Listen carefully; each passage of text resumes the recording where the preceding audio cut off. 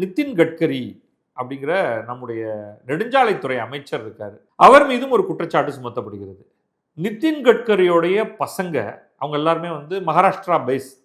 மகாராஷ்டிராவும் உத்தரப்பிரதேசம் தான் மிக அதிகமாக இந்த கரும்பு கழிவுகளிலிருந்து சாராயத்தை உருவாக்கி கவர்மெண்ட்டுக்கு வித்துக்கிட்டு இருக்காங்க. அது ஒரு பெரிய பிஸ்னஸ் ஆயிடுச்சு இன்னைக்கு. ஜஸ்ட் இமேஜின், ஊரில் பயன்படுத்தப்படக்கூடிய அனைத்து பெட்ரோல், 1 லிட்டர் பெட்ரோலுக்கும் 200 மில்லி சாராயம் அதில் கலந்துருக்கு. பியூர் சாராயம்.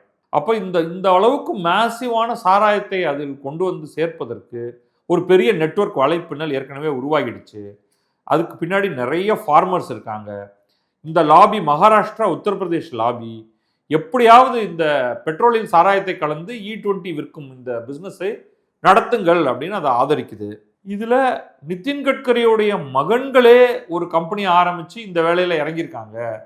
அவர் தன்னுடைய மகன்களுக்காகத்தான் இதை ஊக்குவிக்கிறார் என்ற ஒரு பெயரும் இருக்கிறது. அது அவர்கிட்டே கேட்டுட்டாங்க.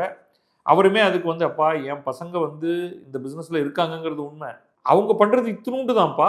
டோட்டல் குவான்டிட்டி நாங்கள் இந்த நாட்டில் பெட்ரோல் மார்க்கெட்டிங் கம்பெனிஸ் வாங்கக்கூடிய எத்தனாலில் அவங்க கொடுக்குறது இத்தினூண்டு அப்படின்னு. அதற்கு மற்றவர்கள் அது எவ்வளோ இத்தினூண்டா இருந்தேன்னு அத்தினூண்டா இருந்தேன்னு, அவங்க கம்பெனி ஆரம்பித்து முதல் வருடம் என்ன வருமானம், 2வது வருடம் என்ன வருமானம், 3வது வருடம் என்ன வருமானம்னா அது சரக்குன்னு மேலே போயிட்டு இருக்கு. ஸோ இந்த குற்றச்சாட்டு ஒரு பக்கம் இருக்குது, அதை தூக்கி வச்சுக்கங்க நீங்கள் ஒரு பக்கம். E20 ஃபியூல் நல்லது அப்படின்னு வேற அரசுலேருந்து ஒரு ப்ராபகேண்டா வேற ஆரம்பிச்சிட்டாங்க. அதில் ஹையர் ஆக்டேன் ரேட்டிங் அப்படின்லாம் வருது. அதுக்குள்ளே நான் எகெயின் ரொம்ப டீட்டெயில்டாக போகலை. ஓரளவுக்கு அவங்க சொல்கிறது உண்மை. பியூர் பெட்ரோலை விட அதில் கொஞ்சம் எத்தனால் கலந்து பயன்படுத்தினால் அதற்கு ஒரு சில சிறப்பு ப்ராப்பர்ட்டிஸ் வருது. இந்த ஆக்டேன் ரேட்டிங் அப்படின்னு சொல்லுவோம். ஆனால் அதற்கு ஏற்ற மாதிரி வண்டியோடைய டிசைனும் மாறணும்.